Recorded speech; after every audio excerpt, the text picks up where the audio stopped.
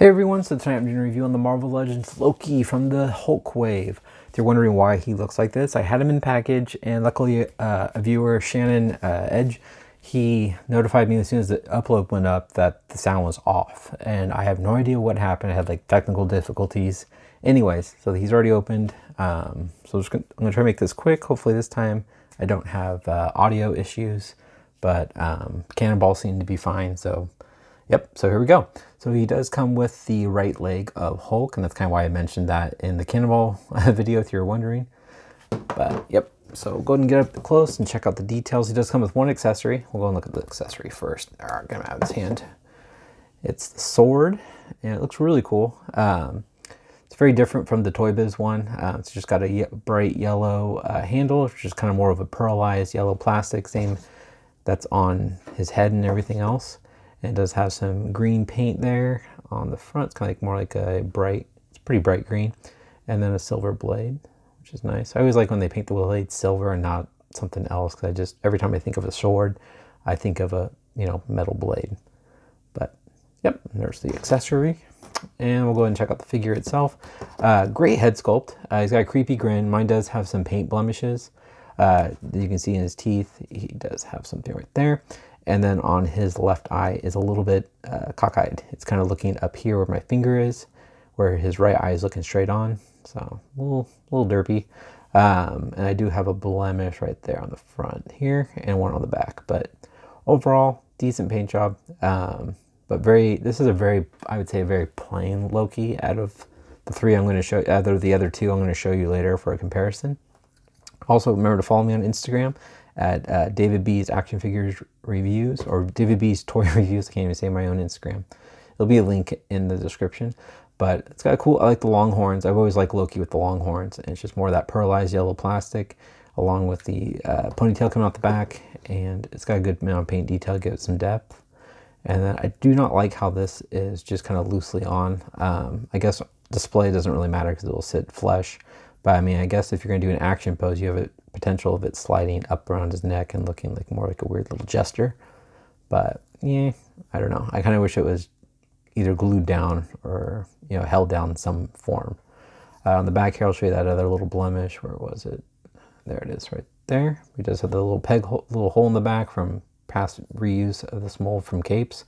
But it does have a nice paint of the chainmail there. I mean, overall, it's pretty decent besides my little blemishes there. Hopefully others are not like that. And he does have kind of like a glossy green plastic for his green part of his suit there. And then the chainmail continues on the front. Looks good. It's just yellow belt. No real detail on that. And coming down his arms, just yellow. And it has more of that marbleized plastic on the yellow here too. Going down the legs, it's just more of that emerald green. Same thing with the boots. So, I mean, he's not, like I said, he's not a crazy amount of detail compared to the other two I'm going to show you. But, kind of reminds me of the old Marvel Universe one that came with the Frost Giant. That's kind of how he reminds me. But I believe that one even had a lot more paint detail in this guy. All right, so we'll go and get him looking up. Looks up pretty far, looks down, and these are pretty pliable. Looks left and right, and kind of rocks the head side to side. He's got ball joints in the shoulders, moves forward and back, out, down. Got an upper bicep swivel. Double jointed elbows, wrist rotation, also a hinge at the wrist. It does have an ab crunch, but it doesn't crunch forward, but it does slide back. It got a waist swivel. It does kick really far up, which is crazy, considering some of the Spider-Mans that we have that can't do that. Spreads about that much. Got an upper thigh swivel, double jointed knees. Boot rotation, ankles move down, they move up and side to side, and he does have pegals at the bottom of his feet. All right, and I'll show you guys how tall Loki is, and then we'll go ahead and get into those comparisons. All right, everyone, so here Loki is, and he stands right around 6.5 inches tall. He could be a little bit taller with the horns, almost about 7 inches tall with the horns. And then we'll go ahead and bring in the other Hasbro one. I do really like this one. This is from Walmart. Walmart exclusive from, I believe, the first Thor movie. I just think this is a really cool Loki. I like the detailing. It does have the older articulation, but I don't know. I like the long horns, and I just think he looks really cool. And then up next, I'm just putting the swords in his hand. I could not find my variant Loki from Toy Biz. This is from the Onslaught series, I do have him somewhere. I'll have to look and take pictures for you guys. But this is the non-variant. I can't even find the cape that goes on his back, so I'm kind of slacking on the Toy Biz one this time.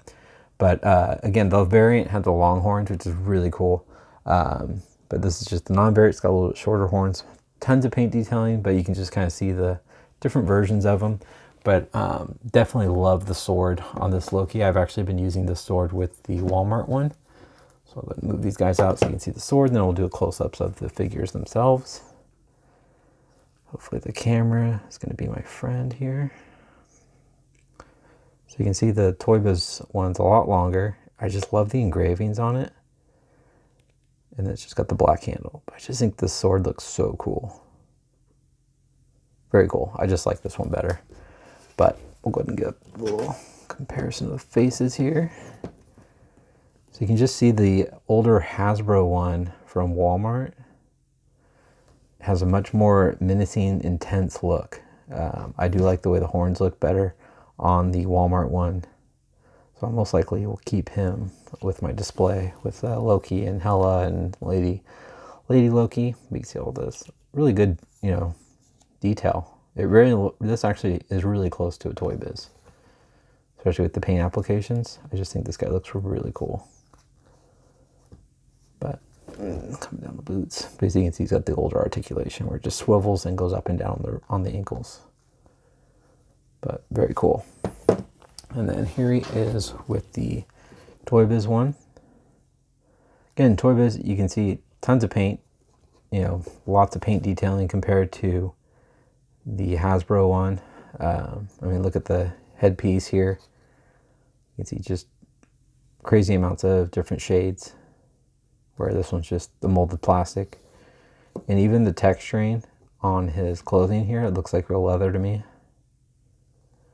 The shoulder pads, you can see like scuffs and dents. I mean, it's a cool Loki. I mean, yes, it looks a little different, but you can't knock the detail that Toy Biz did.